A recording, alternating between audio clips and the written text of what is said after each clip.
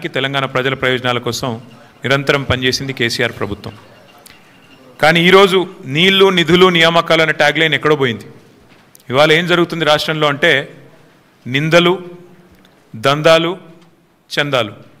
BRS మీద నిందలు, బిల్డర్లతో కాంట్రాక్టర్లతో దందాలు, రాహుల్ గాంధీకి చందాలు.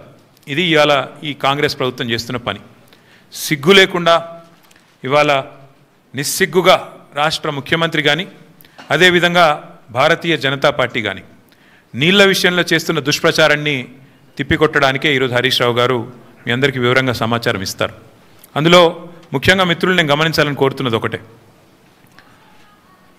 మార్బీ అనే ఒక గుజరాత్లో ఒక ప్రాంతంలో ఒక పెద్ద బ్రిడ్జ్ కూలిపోయి 140 మంది చచ్చిపోయినా ఏ ఎన్డీఎస్ఏ బోదు, ఎవడు బోడు, ఏ ఏజెన్సీ బోదు.